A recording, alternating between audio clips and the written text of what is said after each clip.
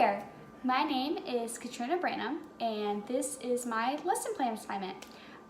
This lesson plan will be geared towards the TEKS for 6th grade science, more specifically the matter and energy section, and so basically the physical properties of matter.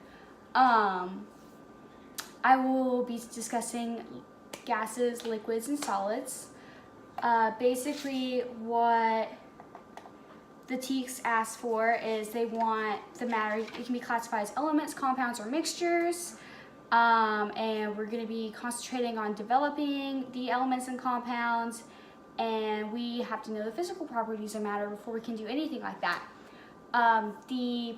Basically, to start off the lesson, I would want to know the prior knowledge of my students and just how much they know about the physical properties of matter, what they think they are.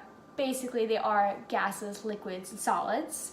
I would have a science journal that I would have them fill that out in. I would look at that before starting my lesson plan, and based on what they know, I would know how much I exactly need to put into my lesson plan. This is just a basic assumption that they really don't know a whole lot about it. So what we're going to do first is I would have a whiteboard.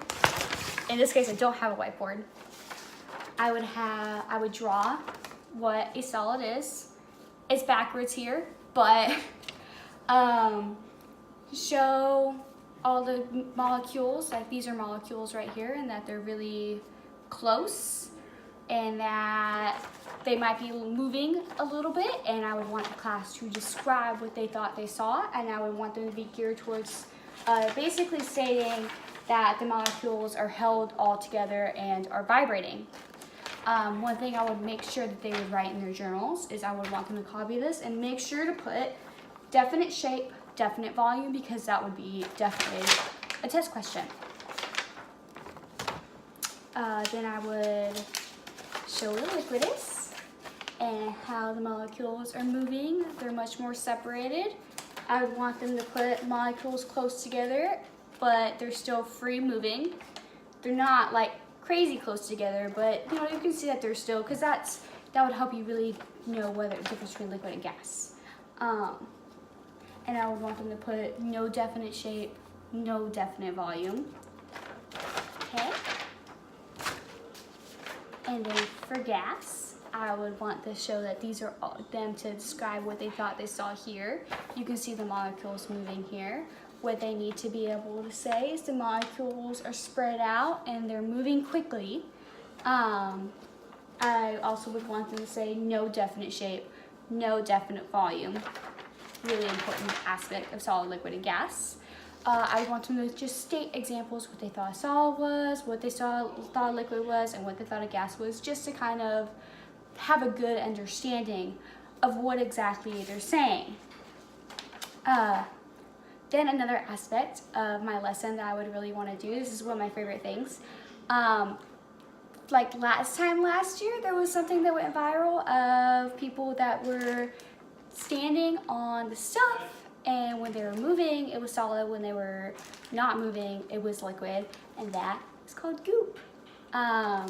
Here I would have the students split into groups. It would be a lab. They would need to put newspapers or paper down or just something so that way they wouldn't make a giant mess, because it does turn into a giant mess. I made a giant mess.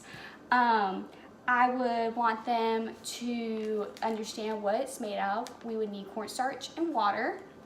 And with the cornstarch, they would put 2 cups of cornstarch in and then 3 or 4 cups of water, so that way they get a pretty decent amount, and they can play with it freely as they want to. They don't have to put it in a baggie, because when it's not in a baggie, it sticks to your hands a lot, but if they wanted to put it in a baggie and take it home with them, they definitely could. I think that would be just a really fun and interesting part for them. And basically what I would do afterwards is we would have just a discussion about, and I would have them have a paper that they fill out, what they think the state of matter is, what they think the molecules inside of the matter, what they think the molecules are doing, and why they think that. Just give specific definitions of why they think it's liquid, solid, or gas. And then I would want them to definitely state what makes a gas, what makes a liquid, what makes a solid. They would fill all this out and have that in their journal or in a worksheet. I would probably do worksheet, but I would want them to copy that into their journal also, so that way they would have those definitions for a test later on. And basically the last part of the lesson, after doing all of that, is after they answer all their questions, they write their differences, they explain it all, I would tell them the goop is actually called a colloid, and that what it is it's in between what a liquid and a solid would be. It's not either or, because there are parts and things in the world that are not either or, and then I'll proceed to explain to them things that are either or would be lotion, or even shaving cream, or even ketchup. Things that they use every single day. Those are different things.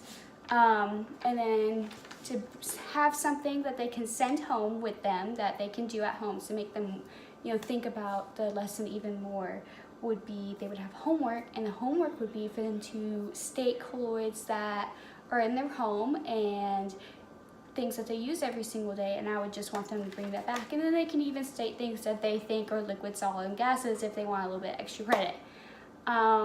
So yeah, that is my lesson plan for liquid, solid, and gases.